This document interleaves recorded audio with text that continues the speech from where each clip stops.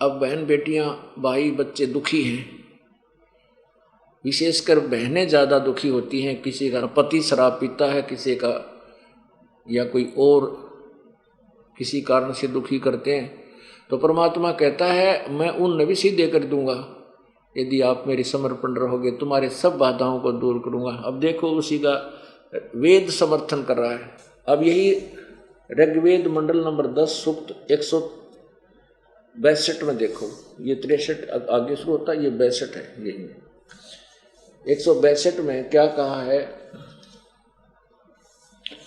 इस 5 में 161 के 5 में ना 62 के 5 में, हे नारी जो तेरे पास तेरे भ्राता के रूप में अथवा पति से व प्रेमी बनकर प्राप्त होता है और जो तेरी प्रजा का नाश चाहता है, हम उसे यहाँ से भगाएं।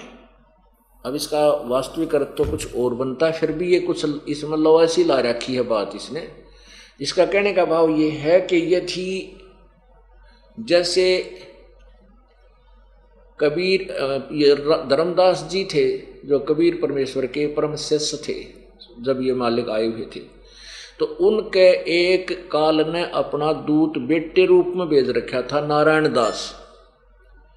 वो बेटे रूप में नारायण दास पहले ही इन एडवांस भेज दिया था कि यो भक्ति करण का आदमी दिखा है, और कभी भगवान आए थे उस तत्वदर्शी संत से की हुई कमाई युक्त है, और इसके घर में काल ने अपना दूत भेज दिया पक्का कि यो इसने भक्ति कर नहीं देगा और इसकी बिरान माटी रखे। और पुत्र, पिता की पुत्र में मोह गणा होता है, तो इसलिए वो नारायण दास भेज रखा था।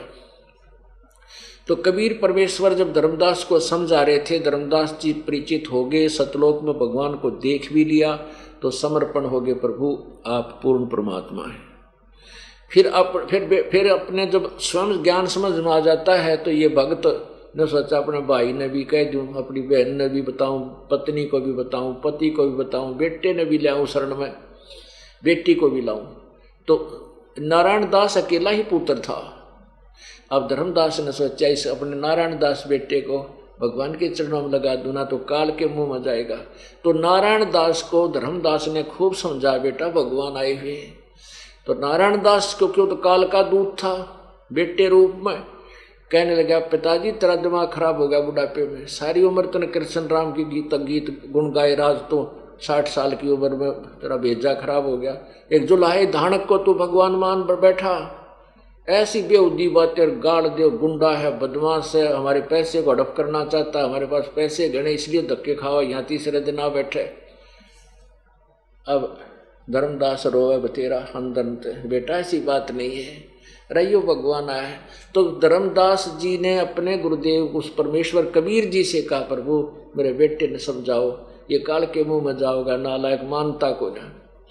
अब नारायण दास को कबीर साहब ने उनको तो मालिक था, परमात्मा को पता था कि यू कोनी मानन का, यू काग का है, कोयल का कोनी। तो उसने परमात्मा ने भी औपचारिकता से जैसे समझाते हैं भाई धर्मदास के न्यो मन में ना हो, कबीर परमेश्वर ने मेरे बेटे को ना समझाया, मान जाता है। बहुत समझाया, कई बार आए, जय बार समझा, और वो मानने नहीं के पड़ा रहे, तू पता है जैसा तू ज्ञान जानता है, मत बात करे मेरा पिताजी को तूने बहका लिया, तो पैसे ठगना चाहता है। अब धर्मदास रोए कि गुरु परमात्मा आप दया करो, तो गया काल के मुंह में। तब परमेश्वर बोला, भाई धर्मदास यो तेरा बेटा को ना तेरा दुश्मन है, यो काल ने काल का दूत भेज रखा है, तो ना समझ माई नो देखे गुरु जी का ने क्यों बेटे में ममता है नहीं।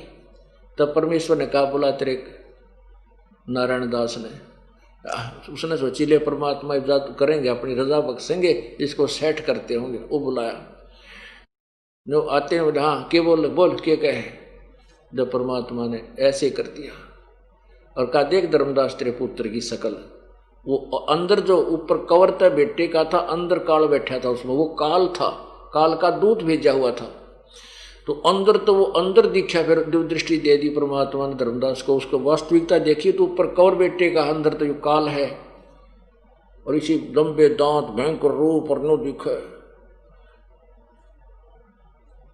धर्मदास बोला जा बेटा जा, डर गया, अगे तो सचमुच करा के सांग है, जा बेटा बढ़िया था। ने बोला भगवान यू किस है, क्या क्या है ये? परमात्मा बोले भाई तू मेरी आत्मा था बेटा, पिछले जन्म में तो मेरे साथ था जब तेरा जन्म था, लेकिन तू भक्तिहीन हो गया था, मेरे से दूर हो गया था बेटा। परमात्मा कहते हैं जो जन हमारी शरण है ताका हूँ मैं दास, गेल गेल ला गया फेरूं जब लग धरती आकाश।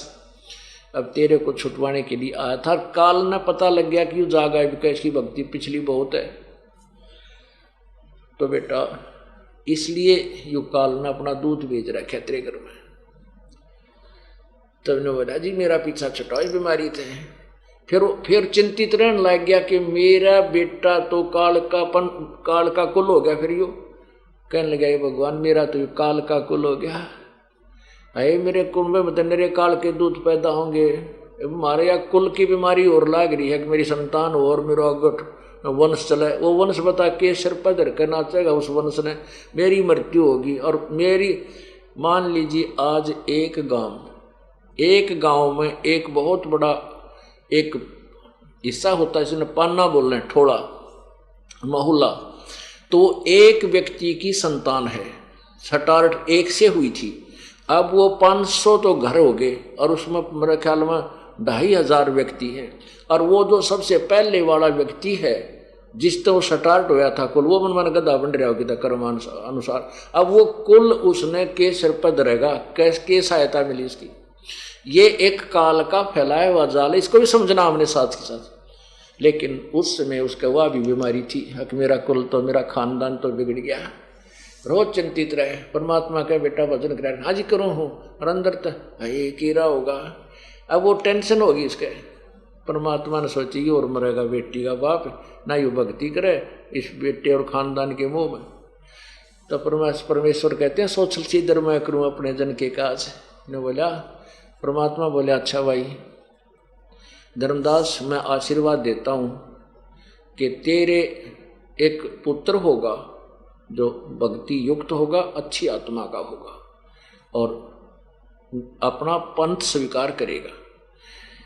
हे गुरुजी क्यों कर होगा, 60 साल का हो गया और आपकी भक्तनी कभी बालक होने बंद हो गए, मासिक धर्म भी नहीं होता, क्यों कर मानू। परमात्मा ने सोचे तो कति गया काम तर भक्ति करे नहीं, यो भी फंस गया। तो परमेश्वर ने अपनी शक्ति से एक बालक आसमान से आया और उसके आंगन में खेलन लग गया, लेटा हुआ, पैर जैसे पंजे मुंह में, गुट्ठे मुंह में दिया करे। ने बोला देख युवा होगा, तेरी पत्नी का 10वां महीने पैदा होगा और इसका नाम तू चूड़ामणि रखना। जब थोड़ा सा दिल डटा लाला जी का, एक सचमुच है, कहाँ सचमुच है। फिर बिना जच्चा कि हो को करेगा, 60 साल की उम्र, फिर पत्नी बच्चे उत्पन्न करने योग्य रही नहीं। मालिक क्या नहीं कर सकता, सतगुरु जो चाहे सो कर ही, 14 कोट दूत जमटर ही, ऊट भूत जब त्रासने वाले चित्रगुप्त के कागज पाड़े। अब उसके संस्कार में काल ने तो एक पुत्र लिख रखा था, परमात्मा ने एक पुत्र भी दे दिया। 10वें महीने लड़का पैदा हुआ, सुंदर लड़का, अच्छा शील स्वभाव का, और उससे धर्मदास का फिर कुल चला और आशीर्वाद दे दिया कि चिंता ना करे, तेरे 42 वंश तक, 42 पीढ़ी तेरा वंश चलेगा, फिर नहीं रहेगा 42। तो इस प्रकार तो यहां वही कहा है कि तेरे आगे चल के भी इसमें काफी निर्णय दिया हुआ है कि यदि तेरा को भाई, पति, पुत्र, अब जैसे एक प्रेमी बनकर, ये शत्रु भी होते हैं, बहुत से शत्रु होकर के कोई पिछले जन्म का लेन देन करते हैं। जैसे हमने बहुत से प्रमाण देखे हैं कि लड़कियां, बेटी, बहनें किसी व्यक्ति के साथ मोहब्बत कर लेती हैं, बाद में फिर वो छोड़ छाड़ जाते हैं, वह ब्रैन मैटी हो जाती है, रोती फिरती है, वो किसी और ने कमा कहीं, क्योंकि दुष्ट आत्मा तो फिर दुष्ट कर्म ही करता रहता है। तो ऐसे कहता है कि तेरा प्रेमी बनकर भी तुझे ऐसा होता है, उसको भी मैं, जब तू नाम में जुट जाओगे तो आपके बैड संस्कारों को मैं ठीक करता चलूँगा, सेट कर